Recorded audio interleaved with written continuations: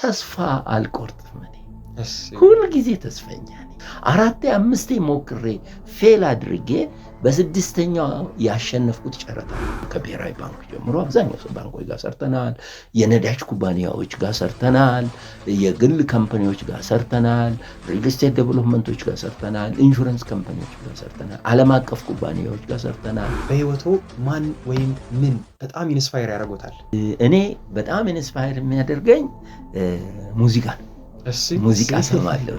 አንድ ነገር ለወጣቶች ማለት የምፈልገው እያንዳንዱ አጋጣሚን ወደ ጥሩ መቀየር፣ በጥሩ መነሳት፣ በጥሩ ምሳሌ መሆን በጣም ወሳኝ ነው። መልካም። ምንስ ደግሞ ይቆጨታል? የዚህ ዘመን ትውልድ ብሆን እላለሁ።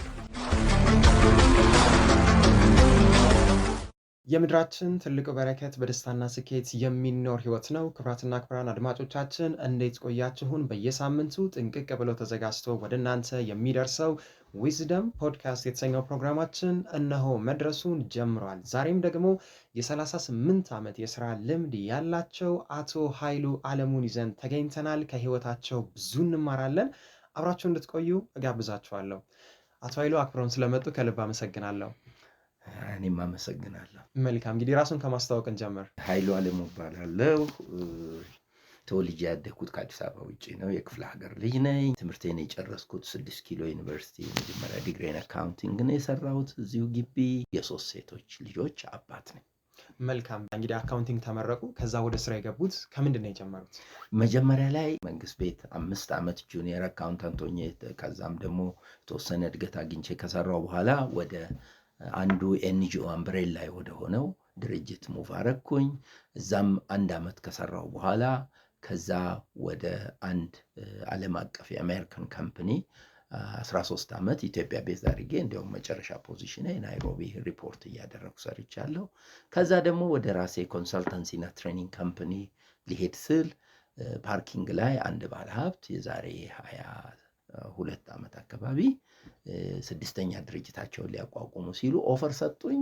ከዛ እዛም ኦፈሩን ተቀብዬ 3 ዓመት ድርጅቱን ከመውለድ ከማቋቋም ጀምሮ አንድ ደረጃ እስኪደርስ ድረስ 3 ዓመት ሰራሁኝ። የ22 ዓመት የቅጥር ህይወቱን ደግሞ በተንተና አድርገን እናያቸው። የመጀመሪያው እንግዲህ ለ5 ዓመት ያህል የመንግስት ተቋም ላይ ሰርተዋል። እንግዲህ የመንግስት ተቋም ላይ ሲሰሩ ምንድነው የተማሩት ነገር? እንዴት ሲያዩት ነበር አሰራሩ? ያ የመንግስት ተቋም እውነት ለመናገር መጀመሪያ አይናችንን ከትምህርት ቤት ወጥተን ወደ ስራ ዓለም ስገባ አይኔን የገለጥኩበት መስሪያ ቤት። ከዛ ሲቀጥል ደግሞ የገቡበት ወደ መልቲናሽናል እና ኤንጂኦ ላይ ነው።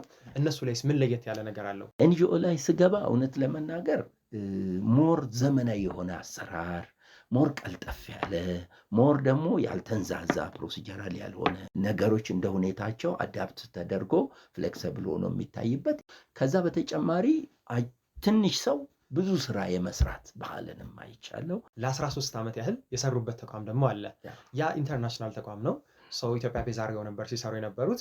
እሱ ላይ የነበረው ኤክስፒሪየንስ ምን ይመስላል? ከሌሎቹ በተለየ ደግሞ 13 ዓመት እንዲቆዩ ያደረጉት ምክንያትስ?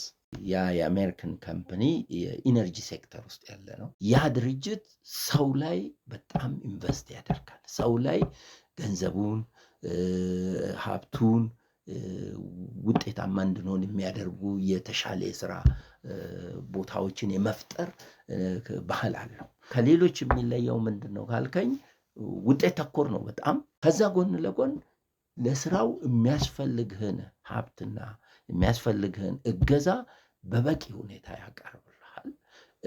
አቅምህን እንድታወጣ ያደርግሃል። ምክንያቱም ዲማንድ ያደርግሃል። ፖቴንሻልህን እንድታወጣ ያደርግሃል። ዲማንድ ያደርግሃል። ጤናማ የሆነ ስትረስ ይሰጣል። ሌላው ደግሞ ጥያቄ የሚነሳው ምን ላይ ነው? ፓርኪንግ ውስጥ ከአንድ ሰው ጋር ተገናኙ። 6ኛ ድርጅቱን ለመክፈት እያቀደ ነበር። ኦፈር አቀረበሎት። አብረው ለመስራት ተስማሙ። 3 ዓመት ድርጅቱን አቋቋሙት። ያንን ሰው ያገኙበት ገጠመኝ ምን ይመስል ነበር? ድርጅቱስ ምን ላይ የሚሰራ ነው ያቋቋማችሁት? እኛ ባለሀብት ከታች ጀምሮ ከ45 ዓመት ጀምሮ ከታች ጀምሮ ከትንሽ ስራ ጀምረው ትልቅ ቦታ የደረሱ አሉ የሚባሉ ባለሀብት ናቸው። ዛሬ ላይ 8-9 ድርጅት አላቸው። በአጋጣሚ እኚህም ባለሀብት የኦፕን ዩኒቨርሲቲ የሚሰጠው ትምህርት የምከታተለው ነበር። እኔና ባለቤቴ እንከታተል ነበር። አብረን ተጋብተናል። ያኔም ልጆች አሉን። እሳቸውም እዛ ይማሩ ነበር። እዛ ላይ የነበረኝን ተሳትፎ የነበረኝን አክቲቭ ኮንትሪቢዩሽን ያዩ ነበር እና አቅሜን ገምተዋል። አንድ ነገር ለወጣቶች ማለት የምፈልገው እያንዳንዱ አጋጣሚን ወደ ጥሩ መቀየር፣ በጥሩ መነሳት፣ በጥሩ ምሳሌ መሆን በጣም ወሳኝ ነው። ያ አጋጣሚ ነው እንግዲህ እያደገ እሳቸውን በእኔ ኮንፊደንስ ቢልድ አድርገው በአጋጣሚ ከኢንተርናሽናል ካምፓኒው ከአፍሪካ ሲወጣ ከመውጣቱ በፊት ገና ኔጎሽዬሽን ላይ ያለው ፓርኪንግ ላይ ተገናኝተን የስራ ኦፈር የሰጡኝ። መልካም። እንግዲህ ያቋቋማችሁ ድርጅትስ ምን ላይ የሚሰራ ነበረ እና የእርስዎ ሮልስ ኃላፊነት ምንድን ነበር? የአቋቋምነው ድርጅት የሚሰራው ሪል ስቴት ላይ ነው እና በዛን ጊዜ ሶስተኛው የሪል ስቴት እዚህ ሀገር ገበያ እየገባ ነው። ሪል ስቴት በዛን ጊዜ ቶታሊ አዲስ እውቀት ነው፣ አዲስ ኢንተርናሽናል እውቀት ነው።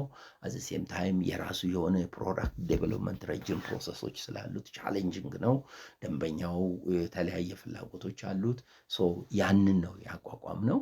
እሳቸውም አግዘውኝ እኔም ደግሞ ያለኝን አቅም የተሻለ እንዳወጣ እድል ሆኖልኛል። እሳቸውም ጥሩ አይነት ፕላትፎርም ፈጥረውልኝ ነበር። መልካም። እንግዲህ ያ የ3 ዓመት ድርጅቱን የማቋቋም ጉዞ ደግሞ አለቀና ወደ ራስዎት ድርጅት መጡ። ያንን ድርጅት እንዲከፍቱ ምክንያት የሆኑት ነጥብ ምን ይመስል ነበር? እኔ በተፈጥሮዬ ለውጥ ወዳለሁ። አዳዲስ ነገሮችን መሞከር ወዳለሁ። አዳዲስ ነገሮችን ሞክሬ አቅሜን ማውጣት ወዳለሁ። አንደኛው። ሁለተኛው ቅድም ሳስተዋውቅ እንዳልኩት የመጣሁት ከክፍለ ሀገር ከገጠር ስለነበረ ሪሊ እንደ ዕዳ እንዳለብኝ አይነት ፊል አደርጋለሁ። ለቀጣው ትውልድ፣ ለሌሎች ታናናሾቼ።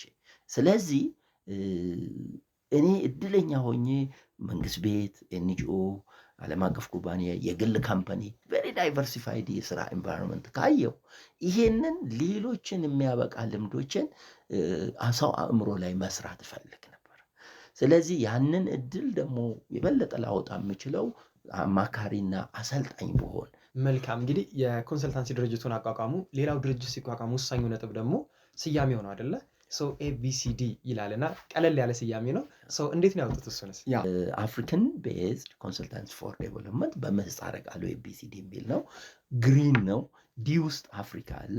በቀጥታም በተዘዋዋሪም ለአፍሪካ እድገት የድርሻችንን ኮንትሪቢዩት እናደርጋለን በሚል ነው። ስለዚህ ማርኬቲንግ ላይ ደግሞ ስም ወሳኝ ስለሆነ በዛ መልክ በደንብ አስቤበት ነው። ሲቋቋም ጊዜ የነበሩ ቻሌንጆች ምን ይመስላሉ? ሲቋቋም እውነት ለመናገር እዚህ ሀገር እንደዚህ አይነት አገልግሎት እንዳለ ሁሉ ብዙ ማያውቁ ነበሩ። ትዝ ይለኛል አሁን የመሪነት ክህሎት ስልጠና ልንሰጥ ፈልገን በራሳችን ያንን ስልጠና ለመስጠት ጥሪ አድርገን ጋዜጣ ላይ ሪፖርተር ላይ አውጥተን አንድ ተሳታፊ የሳሙና ፋብሪካ ያላቸው መርካቶ ላይ ትልቅ ቢዝነስ የሚሰሩ መጥተው ነበር እና ምንድነው ያሉኝ ልምዳቸውን፣ አቶ ኃይሉ እውነቱን ልንገርህ ይሄ ሊደርሺፕ የሚባል ነገር አዲስ ኮንሴፕት ነው። ስለዚህ እስቲ ዱባይ ሄጄ ልማር እያልኩ ሳስብ በአጋጣሚ አንድ ቀን ሪፖርተር ላይ ማስታወቂያ ሳይ የአንተን ማስታወቂያ አየሁ። እንዴ እዚህ ሀገር ይሰጣል እንዴ ብዬ ደወልኩልህ። በቂ መረጃ ሰጣችሁኝ።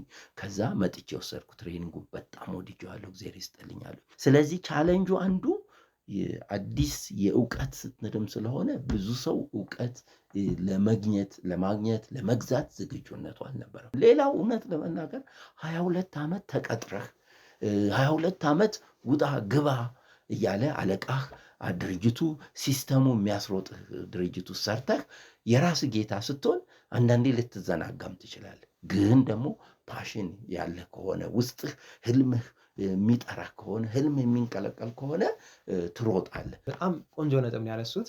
አንድ ጥያቄ ምንድን ነው፣ እንዳትቀጠሩ በቃ የራሳችሁን ቢዝነስ ብቻ ጀምሩ፣ እንደተመረቃችሁ የራሳችሁ ቢዝነስ ነው የሚያስፈልጋችሁ የሚሉ ሀሳቦች ሚዲያ ላይ በዝተዋል። እነዚህን ሀሳቦች እንዴት ያዩታል? እኔ በሁለት መንገድ አስቀምጠዋለሁ። አንደኛው መንገድ ምንድን ነው፣ ቲዮሪ ዩኒቨርሲቲ ውስጥ ተምረን ቅጥር ላይ ስንገባ ደግሞ ያንን የመተግበርና የተግባር ትምህርት ቤት ማለት ነው። ስለዚህ ያን መሰረታዊ ኦፕሽን አግኝቶ ወደ ራስ ስራ ሲገባ በጣም ቆንጆ ይሆናል። ሁለተኛው ግን እኔ ከመጀመሪያው አውጥቼ አውርቼ ከመጀመሪያው ምን እንደምሰራ ወስኜ ያን በምሰራበት ጊዜ ደግሞ ምን ይፈልግብኛል፣ ይሄንን ደግሞ ሪሊ በተለያየ መንገድ አቅሜን አጎልብቻለሁ የሚል ሰው ከመጀመሪያው ያሰበበትን በወረቀት ያስቀመጠውን ወደ ተግባር ማውጣት እንትናለን። ከዛ በኋላ በኤቢሲዲ ውስጥ ምን አይነት ትሬኒንጎችን ለምን አይነት ተቋሞች ሰጣችሁ? ያው ሁሉንም መጥቀስ ከባድ ነው፣ የተወሰኑትን ብንጠቅስ። ያ ኤቢሲዲ እንዳልኩት ከምንሰራቸው ነገሮች ከኢንሰፕሽን እስከ ኦፕሬሽን ነው። አንዱ ፕሮጀክት ፊዚቢሊቲ ስተዲ፣ አንድ ባለሀብት ወደ ስራ ከመግባቱ በፊት ምን አይነት ስራ ምን አይነት አዋጭ ነው የሚለውን ጥናት እናካሂዳለን። ሌላው የደሞዝና የድርጅት አወቃቀር ጥናት እንሰራለን። ሌላው የኃላፊዎችን የመቅጠር አገልግሎት እንሰጣለን። ሌላው የስትራቴጂክ ዶክመንት ወይም የረጅም ጊዜ አቅጣጫ ዶክመንት የድርጅቶችን ላይክ የ5 ዓመት የ10 ዓመት እናዘጋጃለን። ሌላው ስልጠና እንሰጣለን። ስልጠናችን በጣም ብዙ ነው። እንዳልኩት የተለያዩ ነገሮች እኔም ስላየሁኝ በተለያየ መንገድ ደግሞ ራሴንም ማዘጋጅ ስለነበረ ኢኖቬቲቭ ሆነን ሁሉ የተለያዩ አዳዲስ ነገሮችን ለማሰልጠን እንሞክራለን። ከደንበኞች አገልግሎት፣ ከአመለካከት ለውጥ፣ ከሴልስ ስኪል የሽያጭ ክህሎት እስከ መሪነት ክህሎት፣ የሊደርሽፕ ክህሎት እና የማኔጀሪያል ስኪሎችን ስልጠናዎች እንሰጣለን። እነዚህ ስልጠናዎች ባለፉት በ16 ዓመታት ኦልሞስት አብዛኛው ባንኮች ጋር ሰርተናል። አብዛኛው ባንኮች ከብሔራዊ ባንክ ጀምሮ አብዛኛው ባንኮች ጋር ሰርተናል። የነዳጅ ኩባንያዎች ጋር ሰርተናል። የግል ካምፓኒዎች ጋር ሰርተናል። ሪል ስቴት ዴቨሎፕመንቶች ጋር ሰርተናል። ኢንሹራንስ ካምፓኒዎች ጋር ሰርተናል። ዓለም አቀፍ ኩባንያዎች ጋር ሰርተናል። ኤንድ ነን ገቨርንመንታል የመንግስታዊ ያልሆኑ የኤንጂኦችም ላይ ሰርተናል። ኢቨን አይዱ ሪመምበር አሁን ብዙ ሰው የደንበኛ አገልግሎት ሴልስ ላይ ከስተመር አገልግሎት ላይ ያለ ነው የሚጠብቀው። የነን ገቨርንመንታል ወይም ደግሞ የኤንጂኦ የሆኑ ድርጅቶች ላይ እንዴት ነው ሰርቪሳችንን የተሻለ የምናሳልጠው የሚል ከስተመር ሰርቪስ በዛ ኮንቴክስት ትሬኒንግ ለነሱ ሁሉ ሰጥተናል። ከገቨርንመንት ድርጅቶችም ጋር ሰጥተናል። መልካም። እንግዲህ በዚህ ሁሉ ሴክተር ውስጥ ወይም ዘርፍ ውስጥ ያሉ ድርጅቶችን ማሰልጠን ቀላል ነገር አይደለም እና ሰው በነዛ ተቋሞች ውስጥ የተረዷቸው በጣም ኮመን የሆኑ ቻሌንጆች ወይ ደግሞ ሚስቴኮች፣ ስህተቶች ምን ይመስላሉ? በጣም ትልልቅ የሚባሉ ድርጅቶች በፊት ጊዜ በተለይ መጀመሪያ አካባቢ ለሰራተኞቻቸው ላይ መስራት ወሳኝ ሮል እንዳለው ታለንት ዴቨሎፕመንት የሰው ኃይል ብልጽግና ወሳኝ ሮል እንዳለው ያለ መግዛት ሀሳብ ነበረ። አሁን እየተሻሻለ መጥቷል። ኢትዮጵያ ውስጥ የሚያያቸው ድርጅቶች በደንብ የሰሩበት ዘርፍ የትኛው ነው? እንግዲህ ክፍተታቸውን ካየን በደንብ ትኩረት ይሰጡበታል ከሌሎቹ አንጻር የሚባለው ዘርፍስ? አብዛኛው ሰዎች አብዛኛው ባለሀብቶች የማየው በጥናት የተደገፈ አይደለም፣ ግን የማየው ሽያጭ ላይ ትኩረት የማድረግ እንትን አላቸው። ሽያጭ መሰረታዊ እንደሆነ፣ ሽያጭ ባክቦን የድርጅቱ እንደሆነ ይገነዘባሉ። ከዛ የተሻለ ሌሎቹንም ማጠናከር የበለጠ ትኩረት መስጠት ይወስናል። ሌላኛው ጥያቄ ምንድን ነው? ኤቢሲዲ አሁን ላይ ያለበት ደረጃ ምን ይመስላል? ወደፊትስ ምን ላይ እንጠብቀው? ኤቢሲዲ አሁን ላይ በጣም ብዙ ደንበኞች አሉን።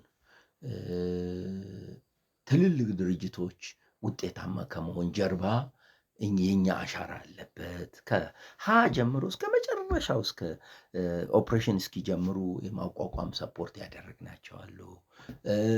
ብዙ ደንበኞች መልሰው ቫሊዩ ስቴትመንታችን እንትናችንም ላይ ሎንግ ዲስተንስ ዊዝ አወር ከስተመርስ ነው የምንለው። ከደንበኞቻችን ጋር ረጅም ርቀት አብሮ መሄድ መልሰው መላልሰው ትዕዛዝ ትሬኒንጎቻችንን የሚጠይቁናሉ፣ ሌሎች ሰርቪሶችንም። ይሄ አሁን ያለበት እና አዘ ሴም ታይም ብዙ ጊዜ በጨረታም ደግሞ ጥሩ አይነት የማሸነፍ እድልና ጥሩ ስራዎችን ለመስራት ዝግጁ የመሆንና ጥሩ የመመስገን አለን። እኔም ካጋጠመኝ አንጻርና እኔም ከተጠቀምኩት አንጻር የሚቀጥለው ትውልድ የሆነች ነገር ከኛ እንዲወስድ እንፈልጋለን። ስለዚህ ኤቢሲዲ በአብዛኛው ከዚህ በኋላ የበለጠ ትኩረታችን አንዱ ዋናው ስራችን ይሄ እንዳለ ሆኖ አንዱ ሴግመንታችን ግን ትኩረት ማድረግ የሚፈልገው ወጣቱ ላይ ነው መስራት የምፈልገው። ወጣቱ ላይ እነዚህ ሶፍት ስኪሎችን የተለያዩ የህይወት ክህሎቶችን እንዲያውቁ ልምዳችንን እኛ የተሸወድነውን እነሱ እንዳይሸወዱ ዘመኑ የሚፈልገውን እንትን እንዲያደርጉና ፕሮአክቲቭ እንዲሆኑ እሱ ላይ መስራት እንፈልጋለን። ሌላው ጎን ለጎን ደግሞ ኤቢሲዲ 3ኛ ደረጃ መስራት የሚፈልገው አሁንም የኖር ነው ልጆቻችን ስናሳደግ የኖር ነውን ትዳርን መስርተን ስናልፍ የኖርነው በውስጡ ስናልፍ የኖርነውን ሌሎች ሰዎች በሃርድዌይ ሳይሆን ከኛ የሚወስዱትን ትምህርትና ከኛ ጋር ደግሞ ያለውን አሻሽለው የሚሰሩበትን ያንን ማበርከት እንፈልጋለን። ሌላኛው ወሳኝ ነጥብ ደግሞ ምንድን ነው? ስለ ጨረታ አንስተዋል። እንግዲህ ጨረታ ብዙ ቦታ እናሸንፋለን ብለዋል። እንደው ምንድን ነው ሚስጥሩ? ያው እኛም ጨረታ እንድናሸንፍ ወደፊት ስንወዳደር ማለት ነው። ያ ጨረታው ምን ይመስላል? ምኑን አሟላለሁ? እንዴት አድርጌ እንደማሟላ በደንብ አድርጌ መራጮቹ እንዲያምኑ ሰብስታንሺየት ማድረግ ይችላለሁ። ዶክመንቴን አዘ ሴም ታይም የጻፍኩትን ነገር ሁሉ እንዴት ማሳየት ይችላለሁ የሚለውን ማድረግ አለብን። ከዛ በኋላ ደግሞ ጨረታ ላይ ምንድነው እንትኑ አንዱ ትምህርታዊ ነገር አሁን ላይ ይሄንን ጨረታ በወድቅ እንኳ ምንድነው ግባቴ ብሎ መውሰድ። ምክንያቱም ብዙ አጫራቾች እዚህ ሀገር የማየው እና ትክክለኛው መንገድ ቴክኒካል ሲከፈት ፋይናንሻል ሲከፈት ኢንቫይት ያደርጋሉ። እኔ ስታፋችን አሉ ሄደው ምን ይዘው እንደሚመጡ ሁሉ አሳይመንት ያውቁታል፣ ብሪፍ እናደርጋቸዋለን። ያ የመጣውን ዳታ ግን አናሊሲስ እንሰራለን ለሚቀጥለው ዛሬ ላይ በወድቅ የሚቀጥለው ላይ ለማለፍ ግብአት ይሆነኛል። መልካም። በደንብ ከስተት መማር በጣም አስፈላጊ ነው። ሌላው እንግዲህ ፓረንቲንግ ላይ ደግሞ ስልጠና እያዘጋጃችሁ ነው። ሰው እንዴት ነው ቤተሰባዊ ህይወቱ ምን ይመስላል? እኛን ሊያሰለጥኑ ነው እያሉ ነው አድማጮች። ቤተሰባዊ ህይወቴ ከእግዚአብሔር በረከት በታች እኔና ባለቤቴ ሪሊ በአንድ ጥላ ስር ቤተሰባችንን የምናደርገውን አምነንበት ለዛ ተገዝተን የራሳችን እሴት አስቀምጠን የምንኖር እና 3 ሴቶች ልጆች አሉን። እነዚህ 3 ሴቶች ልጆች ከእግዚአብሔር በረከት በታች እኛም ያደረግነው ጥረት ትምህርት ቤቶቻቸውም የሰጡልን አስተማሪዎቻቸው የሰጡልን ህብረተሰቡ ሀገራችን የሰጡልን ነገር ተደምሮ የተሻለ ትልልቅ ቦታ አድርሰናል። ምንድነው ያደረግኩት? ኦኬ እኔ እና ባለቤቴ ቤተሰቦቻችንን እንደዚህ የተሻለ ማድረስ ከቻል ይሄንን ነገር ቀምሬ ወደ ትምህርት ስራይም ስልጠና መስጠት ስለሆነ ወደዛ ባደርገው ይጠቅማል በሚል 3 ነገሮች ሰራሁ። አንደኛው ራሴ የኖርኩትን እንደገና ያደረኳቸውን ለማሰብ ሞከርኩና ጆት አረኳቸው። ሁለተኛ ልጆቼን ሪሊ እዚህ ለመድረሳችሁ what went really right, what needs improvement የሚል questionnaire ጠየኳቸው። ያንንም ኖት ያስኩኝ። በአብዛኛው በእውነት በጣም ነው የሚያመሰግኑን፣ በእናንተ ምክንያት ነው እዚህ የደረስነው የሚሉን። ሶስተኛው ሊትሬቸሩንም ሳይንሱ የሚለውንም ሪፈር አደረግኩኝ። ከዛ የልጅ አስተዳደግ ፓረንቲንግ የቤተሰብን ኃላፊነት እንዴት መወጣት ይቻላል የሚል የስልጠና ማቴሪያል ዴቨሎፕ አረግኩኝ። እንግዲህ አብረውን ስለሆኑ ከልብ አመሰግናለሁ። የመጨረሻ አንዳንድ ደቂቃ ጥያቄዎች ላይ ደርሰናል። የመጀመሪያው ጥያቄ ምንድን ነው? በህይወቱ ማን ወይም ምን በጣም ኢንስፓየር ያደርጎታል? እኔ በጣም ኢንስፓየር የሚያደርገኝ ሙዚቃ ነው። ሙዚቃ ሰማለሁ። በጣም የተለያዩ ሙዚቃዎች ሰማለሁ። ስራዬን ስሰራ ሰማለሁ። ኢቭን ትርጉሙንም አላውቀው ሙዚቃዎችን ሁሉ እሰማለሁ። ሙዚቃዎች በጣም እንትን ያደርገኛል፣ ኢንስፓይሪንግ። ኢቨን ስትረስፉል ሲሆን ሎድር ሲሆን ሙዚቃዬን ከፍትና ሌሎች ቤተሰቦቼ እንዳረብሽ አድርጌ ወይም ክፍሌ ገባና ከዛ እዛው ድምጿን ቀንሼ ስራዬን ምንም ሳይረብሸኝ እሰራለሁ። እንዲሁም በጣም ኢንስፓየርድ ሆኜ እሰራለሁ። መልካም። ሌላኛው በጣም የጠቀሙት በህይወት ያገኙት ምክር ምን ይመስላል? አንዱ ባለቤቴን በጣም ታደንቀኛለች። በዚህ በጣም የጠቀመኝ ተስፋ አልቆርጥም። እኔ ሁልጊዜ ተስፈኛ ነኝ። ሁልጊዜ ተስፈኛ። አሁን ቅድም ጨረታውን ስናነሳ ተስፈኛ ነኝ። 4 5 ሞክሬ ፌል አድርጌ በ6ኛው ያሸነፍኩት ጨረታ አለ። መራጮቹ ሲያገኙ በ6ኛው እምገርሙ ናቸው አቶ ኃይሉ። ሁልጊዜ እናንተ ትገርሙን ነበር። አንዳንዶች ዋጋ እየሰበሩ ስለሚገቡ ነው፣ ግን ትገርሙን ነበረ ብለው ያሉኛል እና ተስፈኛ ነኝ እኔ። መልካም። ሌላኛው በህይወቱ ካደረጓቸው ወይም ከሰሯቸው ስራዎች በጣም በቃ ያኮራኛል ይህንን መስራት የሚሉት ስራ ምንድን ነው? ልጆች እዚህ ዓለም ላይ ሲመጡ የሚወስንላቸው እናትና አባት ነው። እነሱ መምጣት አለመምጣቱ ላይ ሴይ የላቸውም፣ አይወስኑም። ስለዚህ ምን አስባለሁ እኔ ልጆቼን ወደዚህ ዓለም የማመጣው መወስነው እኔና እናታቸው ከሆን we have to make sure እነዚህ ልጆች የተሻለና ጥሩ ነገር ዲዘርቭ ያደርጋሉ እና የተሻለውን ነገር ሊያገኙ ይገባል። የተሻለውን መስመር ልጠቁማቸው ይገባል እና ያ በሞራልም በህግም ኃላፊነት አለብኝ የሚል እምነት አለኝ እና ትዳር ከመመስረት ጀምሮ በጣም ብዙ አስብ እጨነቅ ነበር። ልጆቼ ፈጥሬ ከማን አይነት ባለ ትዳር ነው የምፈጥረው? ልጆቼን ምን አይነት እንትን ይላሉ? ምን አይነት ይሆናሉ? ዲሲፕሊናቸው። ዓለማችን ደግሞ እንደምናየው ብዙ ቴክኖሎጂዎች የጠቀሙንን ያህል እንደዛው ጉዳታቸውን በጣም እየሰፋ መጥቷል። ስለዚህ ከዛ ጊዜ ጀምሮ እንዴት አድርጌ ነው የተሻለ ልጆችን ማፈራው የሚል እንትን ይለኝ ነበር። እግዚአብሔር ይመስገን ከእግዚአብሔር በረከት እና ከኛም ጥረት ቀጥሎ የተሻለ ቦታ እንትን ብያለሁ እና ይሄ ያኮራኛል በእውነት መልካም። ምንስ ደግሞ ይቆጨታል? የዚህ ዘመን ትውልድ ብሆን እላለሁ። ይሄን የምለው ግን ሪሊ ይሄ ዘመን አልጋ ባልጋ የድሮ መጥፎ ለማለት ፈልጌ አይደለም። የድሮም የራሱ ጥሩ ነገር የራሱ መጥፎ ነገር አለው። የአሁኑም የራሱ ጥሩ ነገር የራሱ መጥፎ አለው። ግን ለእንደኔ አይነት ሁሌ አዳዲስ ነገር ለማወቅ ለራሱን ላይፍ ሎንግ ለርኒንግ ለመከተል ሁሌ አፕዴትድ ለመሆን በዚህ ዘመን ብሆን ኖሮ የተሻለ መስራት የተሻለ መድረስ የተሻለ ሪሶርሶችን ኦንላይንም ያሉትን የመጠቀም እድል አለኝ እና የተሻለ ሆን ነበር እላለሁ። እሱም ሆኖ ግን ኢትስ ኖት ቱ ሌት። አሁንም መስራት መጠቀም እችላለሁ፣ እየሞከርኩም ነው። ግን ወጣትነቴ በዚህ ዘመን ቢሆን ደግሞ ከዚህ የበለጠ ጠቀም ነበር የሚል ፊሊንግ አለ። መልካም፣ በጣም ቆንጆ። እንግዲህ ዘመኑንም ጥሩ አድርገው ገልጸውታል። ከዛ ባለፈ እንግዲህ በህይወቱ በጣም የጠቀሙት እንግዲህ 3 መጽሐፎች ካሉ እነሱም ቢጠቁሙን። አንዱ ዘ 7 ሃቢትስ ኦፍ ሃይሊ ኢፌክቲቭ ፒፕል የስቲቨን ኮቪ መጽሐፍ ነው። ሆነስትሊ ስቲቨን ኮቪ ኮንሰልታንት ትሬነር ነው። ትልቅ እንትን ድርጅት አለው። እዛ ላይ በጣም አስቀምጦታል ብዙ ጠቃሚ ነገሮች። ለምሳሌ ፕራዮሪታይዝ የማድረግ ፕሮአክቲቭ መሆን እንዳለብን፣ ነገሮችን ቀድመን መገኘት፣ ራሳችን ላይ መስራት እንዳለብን እነዚህን አይነት ነገሮች ያሳያል። መልካም። ሁለተኛውስ? ሌላው ዩ ካን ዊን ነው። ዩ ካን ዊን የቺፍ ኬሪ ነው። የስ ዩ ካን ዊን የሃርቫርድ ሪሰርቾች ሁሉ አሉ እዛ ላይ። ሌላው ሶስተኛው ሁ ሙቭድ ማይ ቺዝ የሚለው ነው። በአማርኛም ተተርጉሟል። አይቬን ማን ወሰደው? አንድን ነገር ሁልጊዜ ፎር ግራንትድ ጠብቀን መቀመጥ የለብንም። አዳዲስ ነገሮችን መሞከራለን። መልካም፣ በጣም ቆንጆ። እንግዲህ የመጨረሻው ጥያቄያችን ላይ ደርሰናል። እሱ ደግሞ ምንድነው ለወጣቶች የሚያስተላልፉት ዊዝደም ካለ ምክር ካለ? የሰው ልጅ በተፈጥሯችን ቻሌንጂንግ ነገርን ከመምረጥ ኢሚዲየትሊ ደስታ የሚሰጠንን ነገር እንመርጣለን። ግን ደስታን ማቆየት መቻል ደግሞ ረጅም ርቀትና ውጤታማ እንድንሆን ፋንዳሜንታል ጉዳይ ነው። ሁለተኛ በጣም ወሳኝ የሆነ ስኪል ኔትወርኪንግ ይሉታል ፈረንጆቹ። ሪሊ በየአጋጣሚው በየመንገዱ ላይ የሚያጋጥሙት ነገሮች ላይ ጥሩ ኢምፕሬሽን መፍጠር መቻል ያስፈልጋል። በየአጋጣሚው እነዚህ ኢምፕሬሽን የት ጋር መቼ እድል ሆነው እንደሚመጡ አናውቅም። አሁን ቅድም የኔን ኬዝ አውርቻለሁ። እዛ ትምህርት ቤት ላይ ሆኜ እኛ ባለ ሀብት ያዊ ነበር። ሶስተኛው